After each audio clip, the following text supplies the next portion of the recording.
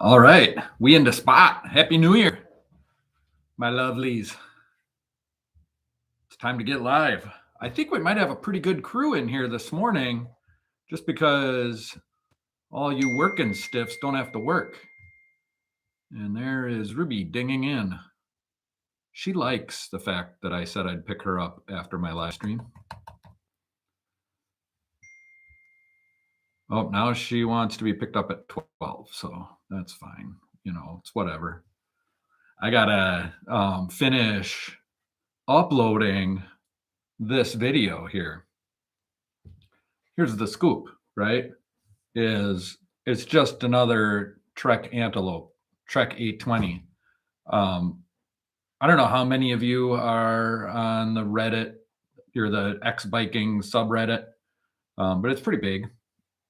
And they love Trek Antelopes over there just because they're kind of, I don't know. I don't spend any time over there. I just like asked Gemini this morning, like if it's a thing, and like it summarized the entire subreddit. It's crazy. I mean, anyway, but apparently they like it because they're like the cockroach of bicycles, like how I feel about the old Schwinn Continentals, but these are like way more practical, right? They're like super durable.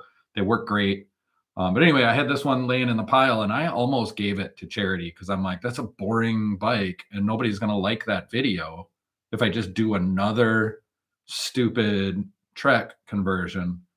I don't know what it was yesterday, but it's like the old BikeFarmer was back and he was in me. And that video was so much fun. I had so much fun making this bike. And then I've been editing it and just cracking myself up. The edit is so funny. I just was unhinged. I don't know. Maybe I'm talking it up. I might be talking it up too much, but I don't know. I'm just, yeah. I mean, it's like chaotic neutral BikeFarmer from a year and a half ago. That's how I feel about it. You know what I mean? Like, it gets repetitive after a while. I get it. You know what I mean? And like, it's cold and it's winter and I try to quit coffee and not again, but I mean, there are things that happen in my life that affect the quality of the videos. It's just how it goes. I mean, I can't just be awesome all the time, you know, or I'd be like on HGTV. The first thing I could think of, you know what I mean? Like I'd be like a famous, you know, awesome person on mainstream something or another if I was awesome all the time. I'm just a YouTuber guy, you know, I'm just a guy with a bike shop. So, yeah, I know I'm awesome all the time. But yeah, anyway, I just felt really good about making a bike video again yesterday for the first time. And like I went into it just like, you know, there was no cool projects laying around in here. I had to go into the annex. It's this little spot I rent that it's filled with all kinds of old shitty old bikes. And I go pick something and then think, you know, and then just like once I let go and just was like into it, it was awesome. So, yeah, yesterday felt awesomely and authentic again, which is great because you know, I feel like I've been cheating on everybody here. I feel like I've been cheating on BikeFarmer BikeFarmer land, you know. It's funny because I think I've told you that, you know, I did I did one BetterHelp ad thing or whatever brand deal. I'm going to do one every month for the next 3 months too. They booked me out, which is nice. You know, it's a good little extra jingle in my jeans. And,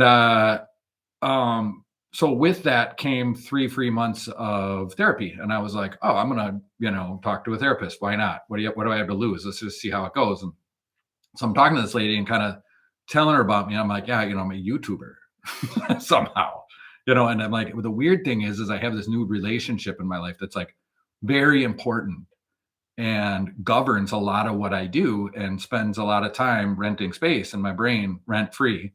And this relationship is the algorithm, which is the audience. Algorithm equals audience. I mean, but it's you guys. And, you know, it's like I kind of work for you guys, right? And I have to, you know, I don't have to pretend. I have to perform for the audience somehow. And so It's always best when I'm as authentic as possible, but I go into it with an intention that I have to get it right. And so, you know what I mean? There's a push and pull there.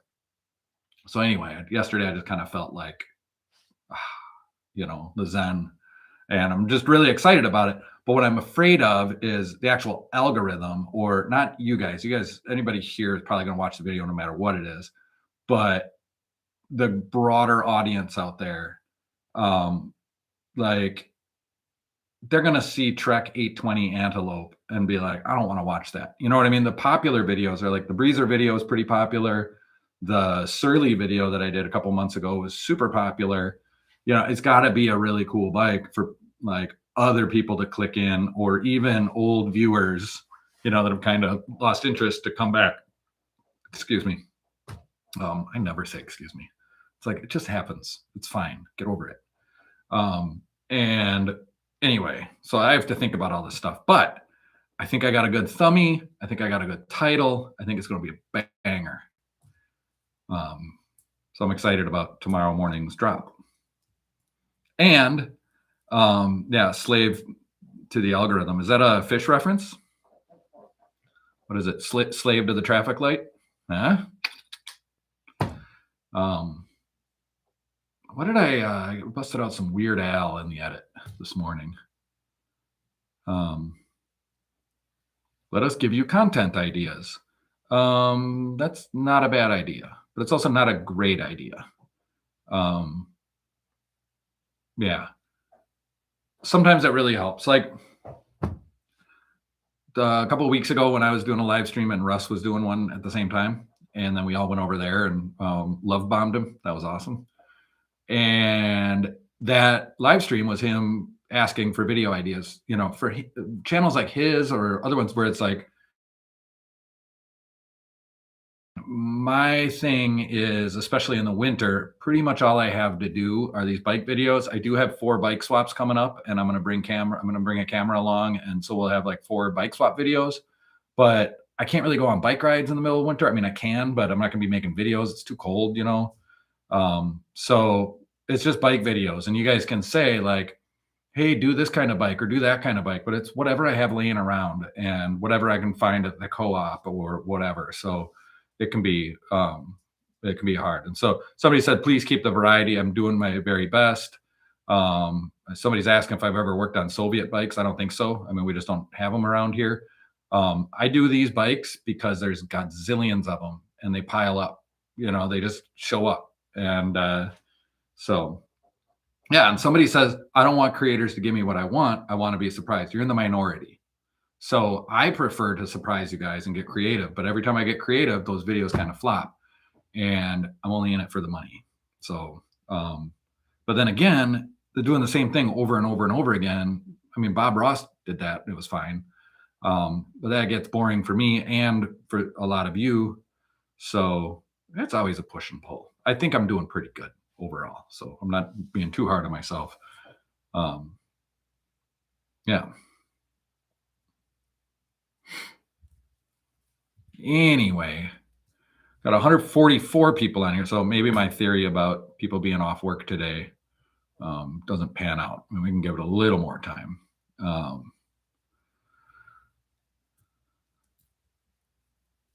Do a Somali bike.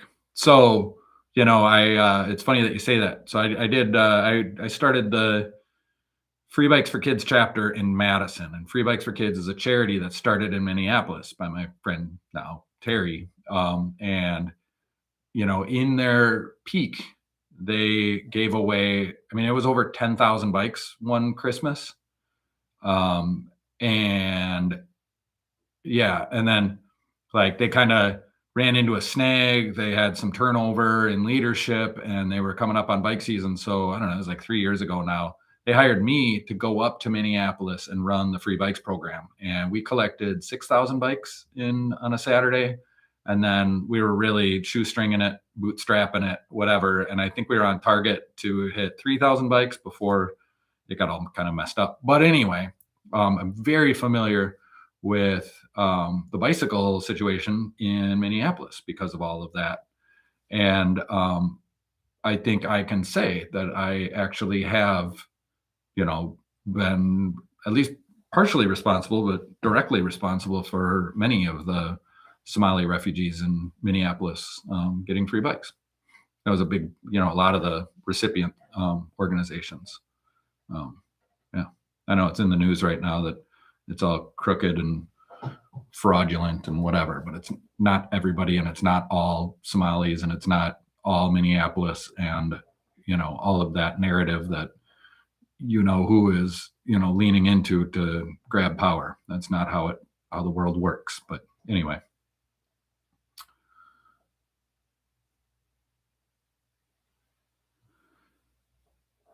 In my humble opinion, this is the vibe to give during your instead of working dive into AI. I mean, we can talk about instead of working if you want.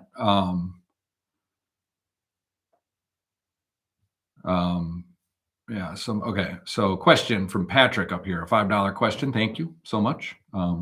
Sorry, I skipped over it. But 86 stump jumper comp that I resto modded, is it better to sell or definitely part it out? I mean, if you're trying to get money, part it out. I know that there's I think that I've heard that there's a whole community out there. I think we've talked about this. There's a name for it. And it might be that Reddit group where it's no, don't part them out. And it's I think we should. And I think go ahead and sell the parts if you want and monetize it. If you're done with that project, sell it and monetize it. It's nice to keep it in the family and sell it cheap so somebody else can have fun with that bike. But at this point with these bikes, I think all the fun is in building them. At least that's how it is for me.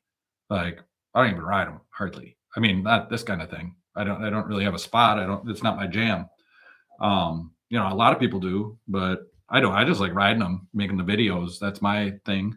I think it's a fun hobby, especially if it's a resto mod or, your own creative endeavor. I think that's great, and go ahead and sell it. So ADHD testing went well. I mean, I think that they haven't said anything for sure, but she was oh yeah, dude. And then I did get on. I tried some other kind of medicine or whatever, a month ago, and that, I mean, I think you can tell it's working pretty good. I feel really good. This video is really good, and I don't know. I feel good. So thank you for asking. Happy New Year, Andy. What bike ride are you most looking forward to this year?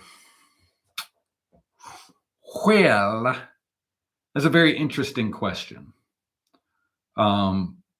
With the return of golf in my life, my interest in riding bicycles has dwindled quite a bit. Yeah, I just don't carve out the time to go on long bike rides anymore. But I miss it. I really miss riding in the driftless. I miss randoneering. I miss those really long, audacious efforts. The problem is in order to be able to do a 300K tomorrow, which is, I maintained that fitness for years. You have to ride a lot. You got to do a couple of 50 milers every week at least. And it takes a lot of time, and that's a round of golf. And frankly, I'd rather go play golf. So I don't know. I'm stuck in between. This is the first time in my life in forever that I haven't been really excited about a personal bike build. I'm not always thinking about the next.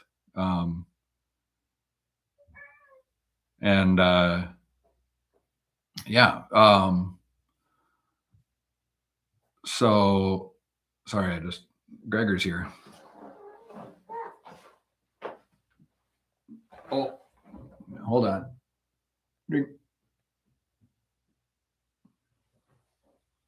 Gregor.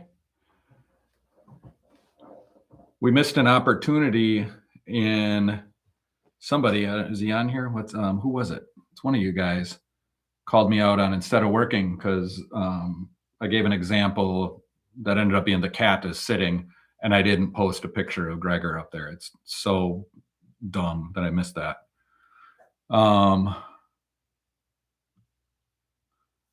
Hold on.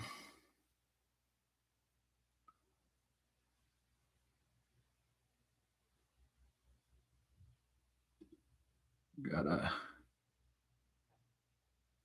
hide somebody. Yeah, he's out of here. There you go. That's how much it takes. You cross the line with me, buddy. You out. I haven't been getting in any swings this winter. I did set up my net and my mat, but I haven't used it yet. I got a little thing out there in the garage. Um, I'm still working on my neck issue, which is a little stiff right now because I just worked out, but it feels like it's going away. Making progress with the neck issues. So I don't know if it's related to swinging too much, and I don't want to mess that up. So that's kind of my thing. Yeah, poor Larry. And where are people getting their bikes fixed now? In the winter time, nobody gets their bikes fixed anyway, so it's not a problem I have to think about yet. And I'm still not 100% sure that Gibbs Bike Shop is going to be closed. So, I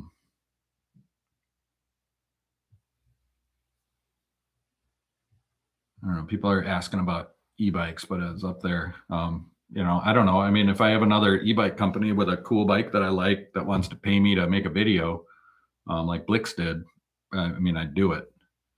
So anyway, I was saying before, like, I feel like I'm cheating on BikeFarmer with this whole instead of working thing, but holy crap. I mean, the first video, the intro video is up to 160,000 views. I think maybe even more. No, it's about 156. It's saying, yeah, 159 now. And then yesterday's drop is already up to almost 60,000 views in a day. And it's just, I mean, it's crazy how that, holy cow, 13 months, man. Thank you. So awesome. Right? I think that's how that works. Phil Gore. Oh,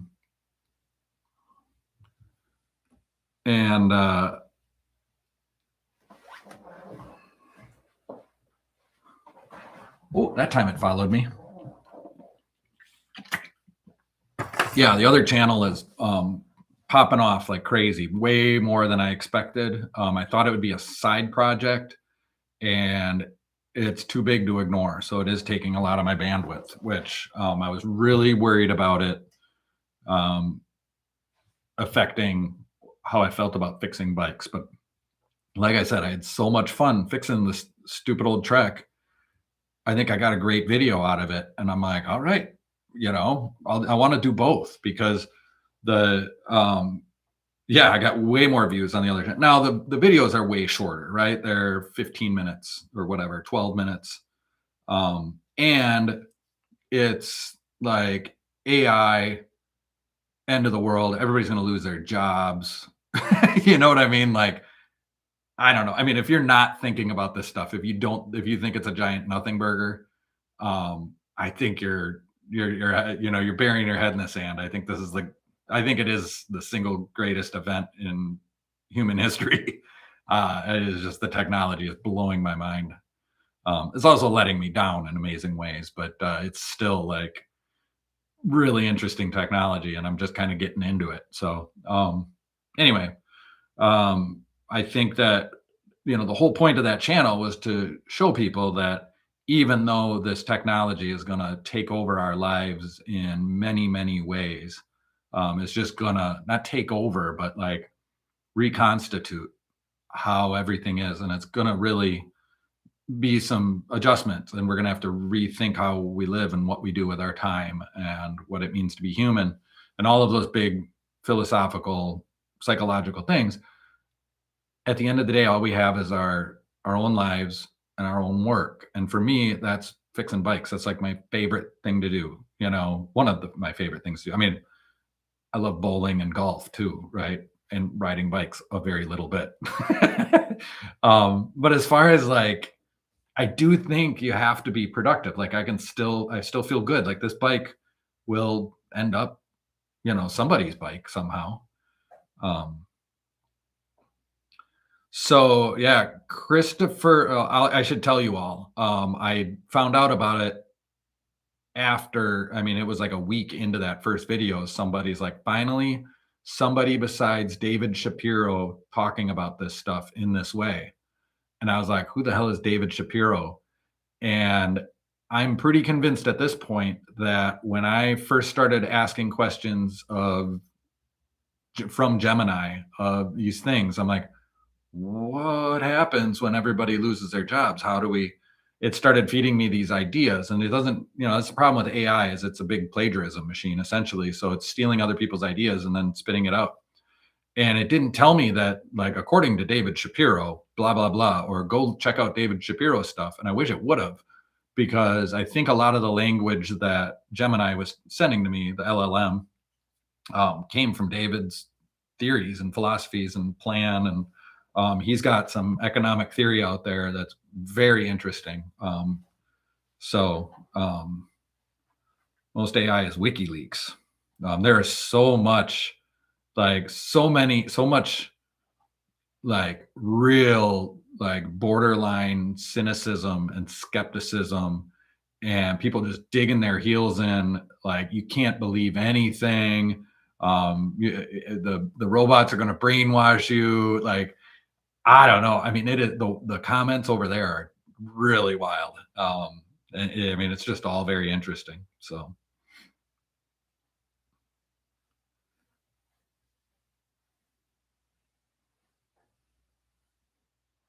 um, Matt N is asking, like, how do you know the views aren't partially bots? Like, that's the level of skepticism and cynicism. Like, we are definitely, like I've been saying in the rant stand or in the truthing stand, that we've been living in a post-truth society for a while. I mean, we have a meme president. I mean, say what you will. I don't, but he's a meme. And um, that's how we operate, is on memes. And in that, if it's just like the social media has made everything a meme. And so that's like, people get, this distrust, this natural distrust, and they are second guessing everything. And like, I think a lot of people struggle between, like, second guessing and then just flat out dismissing anything they hear because of the source, or because um, you know like, somebody might be the CEO of a company, so you can't trust what they say because they're only incentivized by profit, which I don't think is true. I mean, I think it's possible to be incentivized by profit and still have a empathetic heart. So anyway, these are the things I'm talking about over on that other channel eventually. And I'm having a blast with that. That second video, or week one video, took me way more time than I thought. So I don't know if anybody noticed, but like, my last video was last Saturday, and then I'm going to start dropping every Saturday. It might be a New Year's resolution kind of thing. I might just, like, go every Saturday. I polled you guys last week, and everybody was like, yeah, that's fine. Who cares? All the other channels that I watch that are kind of watch me work, craftsman type channels, are once a week. So anyway,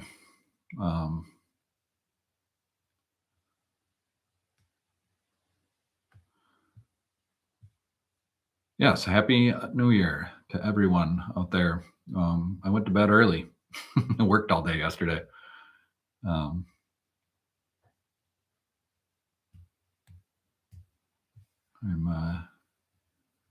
yeah, Velo him is saying, don't allow the machine to take over.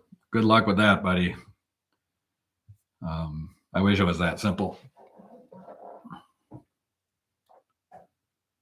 Are any of my personal bikes made of triple butted chromoly? It's a very good question. I don't know. Probably.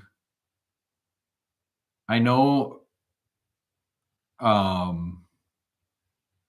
Yeah, I mean, most of them I think are double butted, but like the Waterford is made with True Temper S3 tubing, which was special tubing for Waterford, and it's butted, I'm sure, but it's also oblong in different ways, so it stiffens it up, and it's like thin like aluminum. Well, and aluminum's not that thin. I mean, I don't know. It's like I think they're fancier than triple butted, if that makes sense. Um, and like my Rivendell all arounder is Reynolds 753 tubing, which is super, super thin walled. I think it's like 747 tubing. And like you had to, in order for like Reynolds wouldn't sell you the tubing unless you sent them a sample of your ability to braze. And it had to like, or maybe they sent you some samples and they're like, braze this and then mail it back to us. And if it meets our standards, we'll sell you that. You had to like get certified to use it because it was so thin. And yeah.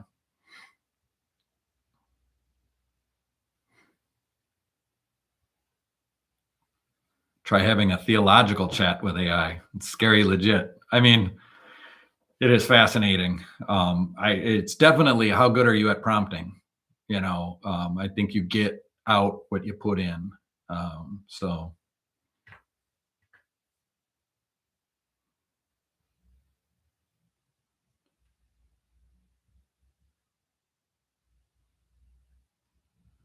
the fundamentals have not changed. You still need critical thinking skills and always question authority. The children are not taught that anymore. I don't think children were ever taught that. I spent my whole life questioning authority and was told not to. It's the reason why I consider myself unemployable, is because that's all I ever do. But I'm not just flat out dismissive of authority. I'm not rebellious.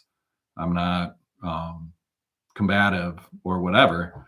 I just don't think that because you're you have authority, that it makes you superior or that you can call the shots. I think, I just have never felt that way. I do believe people in authority, if it's hierarchical, which a lot of humanity is, like, you gotta, the people at the top, that's what the buck stops here, right? So you can, they say shit flows downhill, but really it does go uphill. And so the closer you get to the top, the more alone you become and the more overall responsible you are for everything. And your risk is higher. So I do believe you should be compensated for that. That said, mediocrity usually wins in promotional situations. So there's that. I can't remember what it's called, but the reason why most adminispheres are filled with mediocre men. Some of them are truly exceptional. So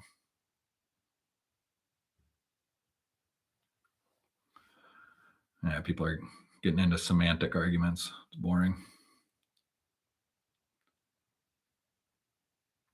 But yeah, what else we got going on here?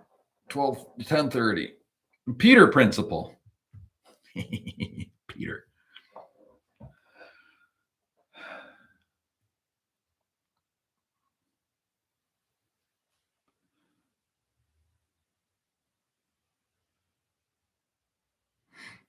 Let's see here. What else have we got going on? An exercise class this morning, I just kept thinking about going southwest. The guys from the golf course texted me the other day saying I should come down there and play golf in February. The big question is, do I grab a bike or two and my golf clubs and hop in the van and drive and be gone for 2 weeks and make a big thing of it and just make videos along the way? Or do I just grab my golf clubs and fly to Phoenix? So my resolution is the same every year. That's a great question. And I might add a new one. Okay, 2 things. Same resolution every year. It's probably 10 years in a row now. But I want to be first in line for every buffet situation. So anytime there's like food laid out and it's like, fill your own plate, sit down, I'm the guy that gets the party started, because I just think it's so dumb that everybody stands around and waits for somebody to take the action. I'm that guy for you. Further, if you ever do set up a buffet, put the napkins and the silverware at the end. Okay. Then you don't have to hold it because everybody's fumbling around with the silverware and the napkins and the plate, and you don't have enough hands. It's just way easier to hold the plate in one hand, then you can scoop. You don't have to hold out the other shit. So anyway, that's the one resolution. And I talk about it in this video, but I have like knocked over old ladies, handicapped children. I shove people out of the way, start swearing, yelling, just buffet farmer. That's right. I'm like, move over for the BikeFarmer. I'm hungry. And then instead of saying, Jesus Christ, I'm going to start saying, Joe Cocker. And I want you to as well. Both are in this video, but now you don't have to watch the video.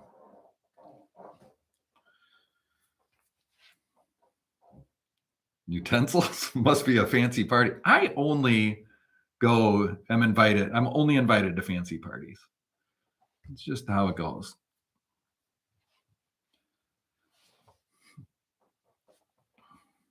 It can also be like, Joe Cocker.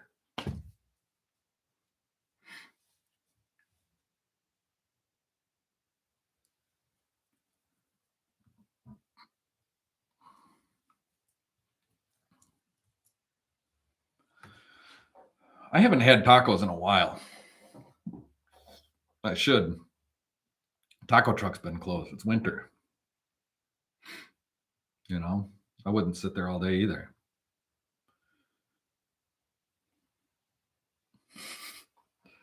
Buffet farmer. That's funny. It's good. What else we got going on? So yeah, back to the bike riding thing. So Paris-Brest Paris is next year. That's like the main event in the randonneuring world. It's from Paris, France, out to the coastal city of Brest, and then back to Paris. 1,200K, 750 miles. Happens every 4 years. It's the longest running organized bicycling event in the history of humanity. And it is, PBP is awesome. Have you done it? Song FTA? That's a really cool thing. Look at that. Ricochet K. Welcome to the farm tour.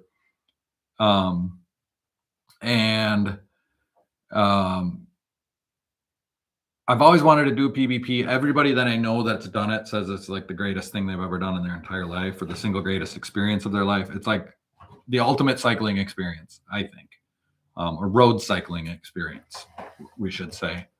I think, if you could do like the Tour Divide, it seems a little more intense. But there are other like epic things you can do with a bicycle, but there's something very special about PBP and all the tradition and the history. I mean, you'll be passing farmhouses where it's the third generation tradition of, feeding home baked goods to the cyclists that are riding by for PBP, stuff like that. So anyway, that's next year. So the year before PBP, they have a series of rides, 200K, 300K, 400K, and 600K. And they call it a Super Randonneur Series, I believe. I did it in 2018, thinking I was going to do the 2019 PBP, which I bailed on. I didn't go. But anyway, so there's a ton of opportunity. There's like 2 opportunities with every club every year, so you can get your rides in, because if you get a Super Randonneur Series in this year, before a certain date, I think, then you qualify for preferential starting times at PBP next year. And then in order to qualify for PBP next year, you have to ride a series leading up to it. Then it's in August. So knowing all of that, it's like, well, man, I mean, what if I set a big, hairy, audacious goal? What do you call those? To ride PBP next year, then I could like start randonneuring a lot again this year, get back into it. And like, maybe it could be that I try to limit the golf to Monday, Wednesday, Friday, and then use Tuesday, Thursday, Saturday to ride bikes or something like that. Attaboy, sitting low. It's been fun to get the messages from people that their number one channel was BikeFarmer. Um, I saw somebody. What's your handicap? I'm like a 5 right now. Are you able to play where you live? Not now. Weather sucks right now. Um, yeah, I play at a club that's like 15 minutes from here, 15 minutes, just next town over. Small little private club. It's cheap. And yeah, it's just a real gem and a great group of guys that play every day at 1 o'clock. And I try to play as much as I can with them. I got down to like a 2.8 or something, 2.6 last June, and then just kind of lost it after July. And I've been, you know, struggling to keep my scores low. Just, yeah.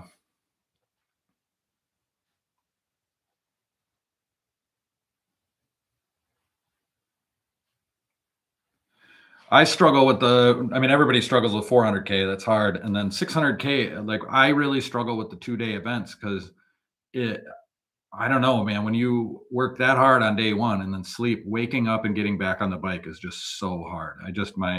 My body is just like, no, we are chilling, you know.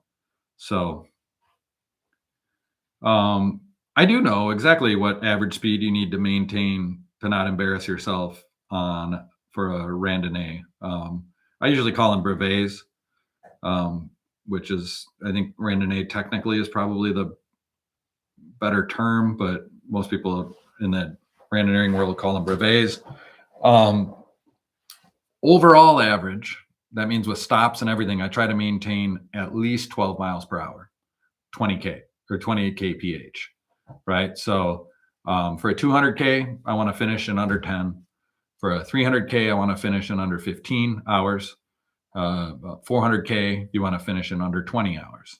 And it's that simple. So typically that means a moving average of around 14 to 15 miles an hour, which most people can do. And of course, it really matters on the weather and how many hills you've got. Um, yeah. So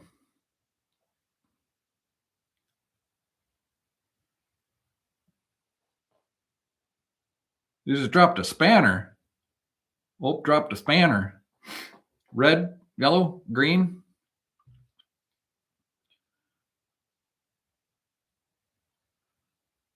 Bill Walton died, didn't he? Everyone's favorite 7-foot tall biking deadhead. I will definitely be at the swap in Madison, and I'll be filming it. I'll be with the Shop Dog Cycles guys for all the bike swaps this winter. And I don't have that much to sell, frankly. I really should make a whole bunch of t-shirts. Try to sell some t-shirts, maybe order some new water bottles, but I got to get on that like Monday.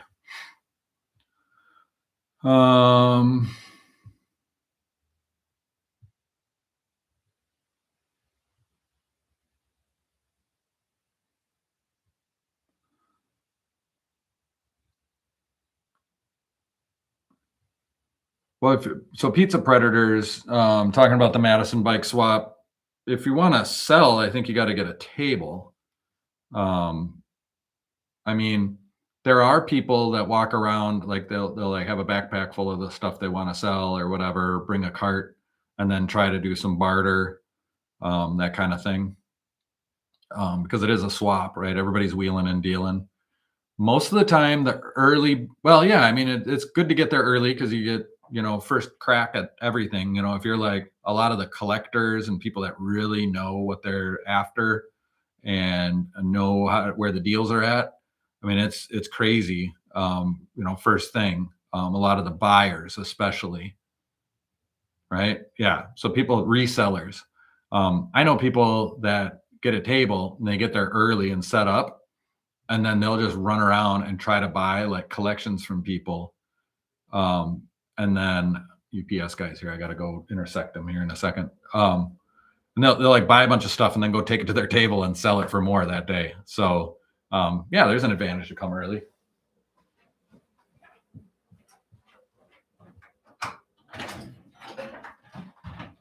You can just set it wherever, or I can take it.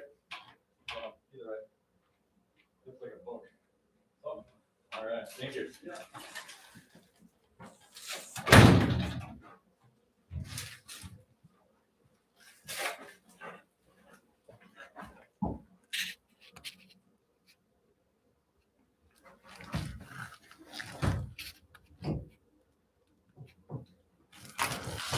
Forgot what I ordered. Ever do that? Huh. Well, still don't know what it is. Forgot what I ordered. All right. Mail guy segment. Yeah, well, it's the UPS guy. He comes at about 11:30 every day, but now it's 10:40. Thanks for the fantastic information. Happy 2026 to you. I'll probably see you at the bike swap. So UPS guy, I'm like, oh, it looks like a book. It's probably for Maggie. And he's like, it's something. Yes, UPS guy, it's most certainly something.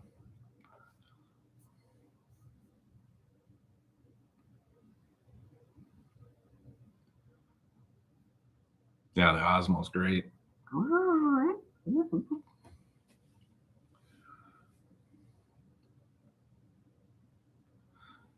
So I think somebody was way back early in the live stream talking about instead of the instead of working videos and wanting this vibe, like the more conversational, just me talking vibe with those videos. And I think maybe I could do that. Part of the thing I struggle with is the subject matter of what I'm talking about on that channel. I'm not an expert. I am coming up with the ideas, or the ideas are presented to me by an LLM, and then I research them and then compile all that information, in an outline, and then I have it write me a script. Maybe I could just work off that outline and kind of like this, where I'm like, okay, so next thing is this, and what I learned about this, and then talk about it. I mean, I could try that style of video to see, but I do see in the comments a lot of people really like the succinct. I really work on those scripts a lot, actually. There's a lot of back and forth editing, as if LLM's my writing partner. And so I narrow it down to be really specific, tight. And I'm sure it could be better. Like Maggie is like a professional editor, right? She's been a magazine editor forever. So she could really tighten up those scripts for me. But I know enough about writing that I can do that. And so I can convey a lot of information and a lot of message in 12 minutes if I just read a script. Otherwise, I kind of babble on and on and on like I'm doing now. So the videos would be longer, and I don't think I can hold people's interest. They'll be like, this guy doesn't know what he's talking about. But I don't know until I try, I guess. All right. I'm afraid I don't remember what this is. What if it's embarrassing? I'll open it up down here. You guys can't see it, can you? Oh, I remember. Oh, good. Maybe I'll remember to show you next week. Picture frames. I got a picture of Townes Van Zandt smoking a cigarette and a picture of Bob Dylan smoking a cigarette. And I printed out 4x6s, higher res 4x6s.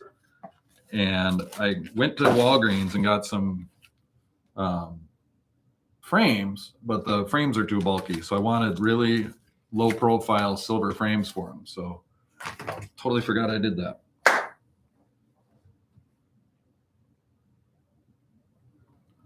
Structured rambling is what we want.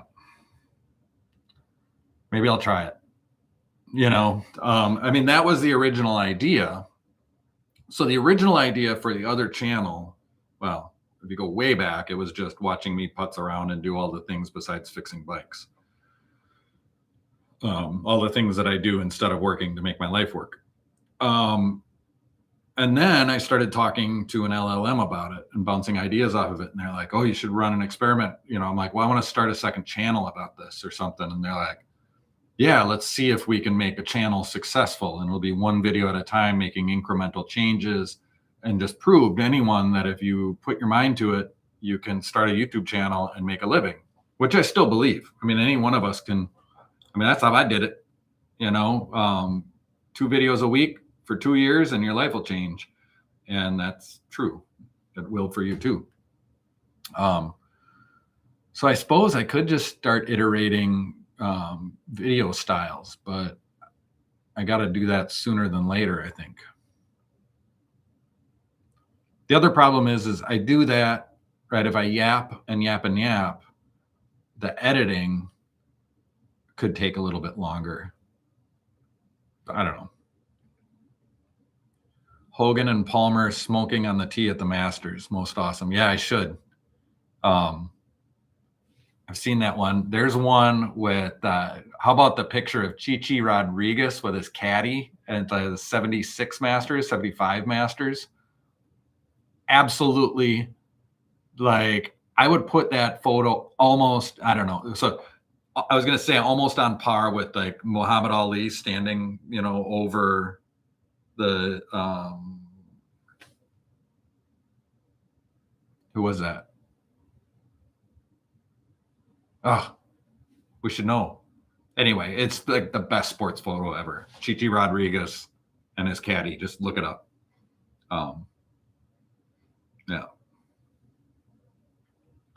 No, the bikes thing is just me. First round knockout. Yeah, Maggie and I have been rewatching Mad Men. Fantastic television show, by the way. Especially the first 3 seasons before the writer's strike.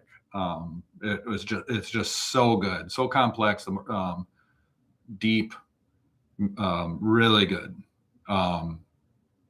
And they did an episode with that fight, and everybody was all about the fight, and that was like the backstory, backdrop of that episode. Was it Joe Frazier? Yeah, Joe Frazier. Yeah. Yeah, I mean, that photo is just iconic, just epic. Down goes Frazier. Yeah. Man, the good old days, huh? I wasn't alive for it. What do you think? Did America peak in the 50s and 60s? I mean, I think it did. Like Vietnam really screwed us up. Ugh. And like the 70s, I think, had the best music. Popular music was just incredible. I mean, the 60s was great. That's like how it all formed. And then like it happened in the 70s and 80s. But I would say everything from 1995 on has kind of sucked. But that just might be my life. I mean, I was 18 years old and going to college in 1995. I mean, I had fun, but culturally, this country has really gone downhill in my lifetime. Sonny Liston.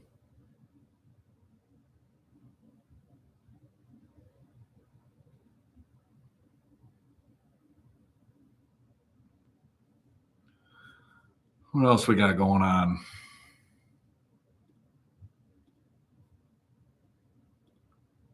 Nothing.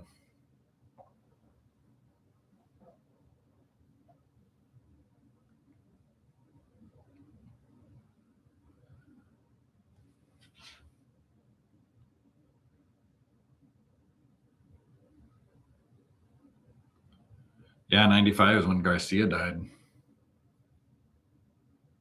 That's right. Right before I went to college. Do I still respect Lance Armstrong? No, I don't know if I ever really respected the guy. I mean, I can respect anyone who wins the Tour de France. Drugs or not, you know, like I can respect what he did. I can respect that. But I think as a person, he's just kind of a douchebag. But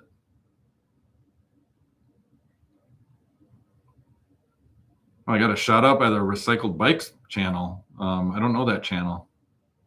Yeah, Celsa are great bikes.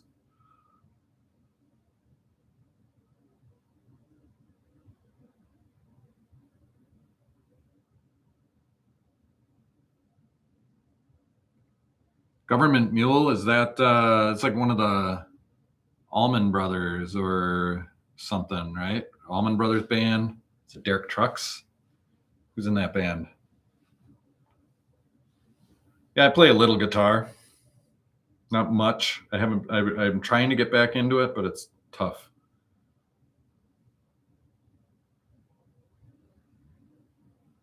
Warren Haynes. That's right.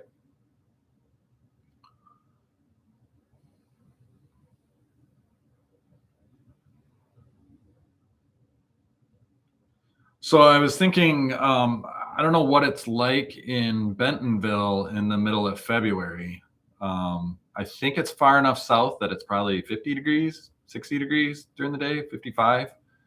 And, you know, at least there's not snow and probably not super wet. So I thought, you know, day one, I could drive down to Bentonville. I think that's like 10 hours and then spend a day there. There's a bike co-op that I've been in contact with that I could visit and make a video and then have them show me some cool trails.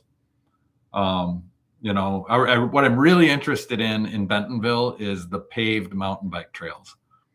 And I think it'd be a perfect BikeFarmer video to be like hashtag pave the trails. You know, like I really think like, just bear with me for a second here. Imagine how awesome it would be to have a flowy, like up and down and around and, you know, paved trail through the woods for like, you know, just like a 5 mile loop. Is that a lot? I don't do much mountain biking. Um, you know, like how much fun would that be? Like I've always thought that like some golf courses have paved cart paths all the way around or even concrete. I've seen like cement. Is it concrete or cement? Cement, like sidewalk paths. Hey, Jilly, thank you. Oh, oatmeal raisin. Great question. Although Ruby made some chocolate chips recently that were amazing, but oatmeal raisin for sure. Anyway, just flying through the woods, paved up and down and around, like on a golf course cart path, but through the woods would be so fun. And I think they have something like that. I think they actually paved a trail through the woods in Bentonville. So I want to try that. Thing I don't like about mountain biking is the you know, ruts and rocks and technical stuff.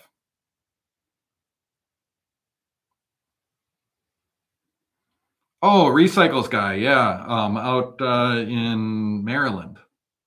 Yeah, um, yeah, interesting character. I totally respect what he's doing out there. I love his business model, and you know, like frankly, if I lived in a metropolitan area, I'd be doing exactly what he's doing. He's basically doing exactly what I'm doing here. He's probably better at it. It seems like he's got a really good mind for business and a nice positive attitude. So better with customers than me. I didn't know they had a Dave's in Sun Prairie. I've been to the one on the west side of Madison. Um, but yeah, when I was into guitars big, um, like pandemic-y, and when I was buying my Gibson acoustics and stuff, I'd be in there a lot.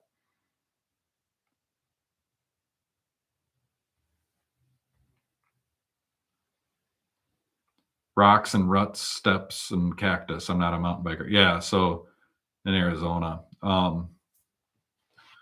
Yeah, somebody that's, in these live streams and as a normal viewer lives in Sun City West, which is where I'd be going. And if there are, ways to like ride around in an interesting way, I'd be down for a bike ride, especially if it can make an interesting video. So that'd be like the, 2 week road trip. It's just so much driving, and I want to end up in Palm Springs.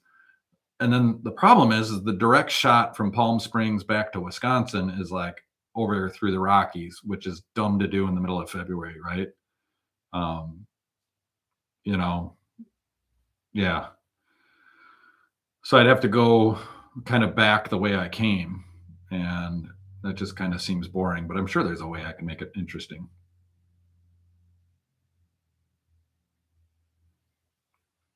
Hello, David Graham.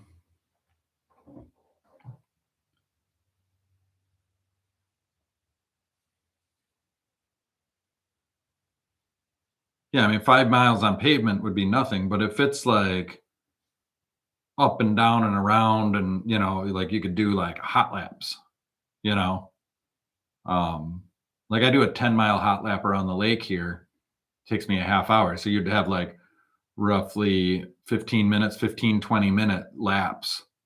And, it'd be fun to like zip around and see how fast you could do it or whatever.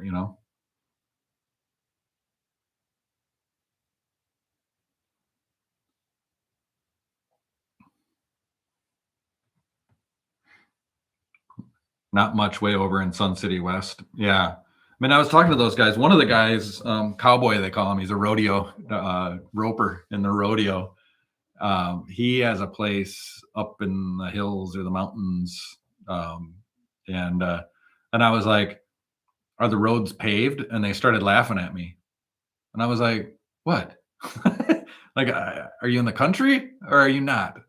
So I don't even know what it's like. I mean, I know that like the Phoenix Valley is just sprawl. Like to me, there's no difference between Sun City West and Scottsdale. It's all Phoenix. I used to go out there quite a bit. It's been 15 years or so. Southwestern Utah is a premium place to bike. Um, but is it warm this time of year? I get really confused with the Southwest because like Phoenix is hot, right? But then like Tucson is cold, right? Because it's like there's a huge elevation change. No, I didn't get that right. I don't know what I'm talking about.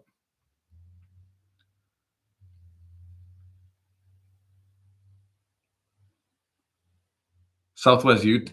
Oh, Southwest Utah winter is mid 70s. Interesting.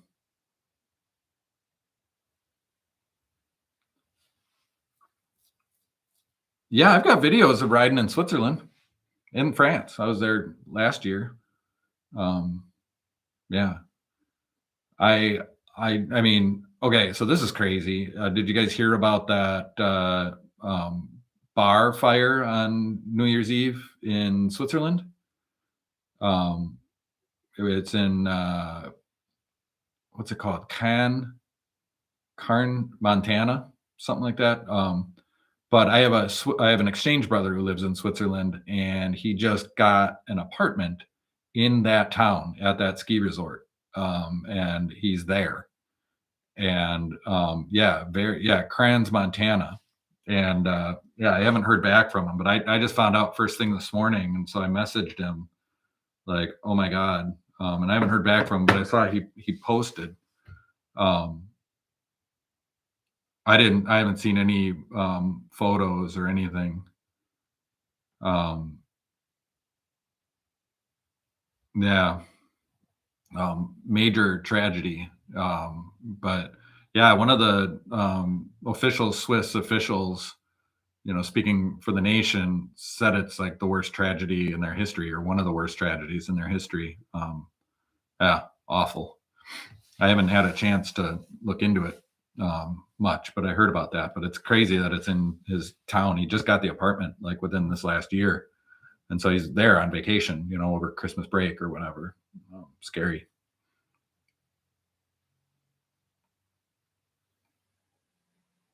Owned by Vail Resorts, huh?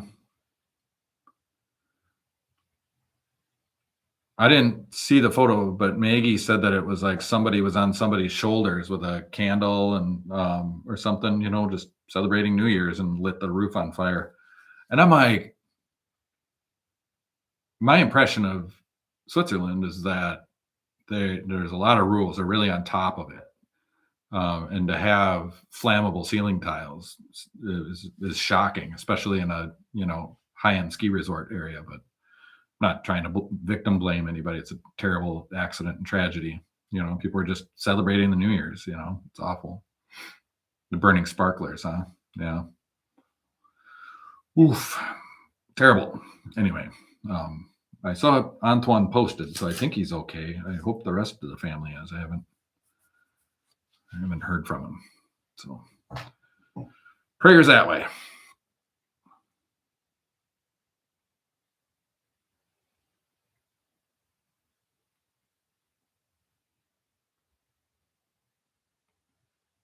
Well, it's 11:01,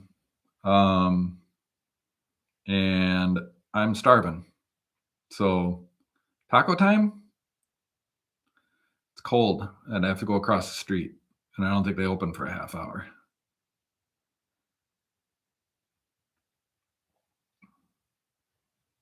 But I think that's it. 199 people on board right now. Polite Chihuahua says it's beer 30 somewhere. It's always beer 30 in Wisconsin.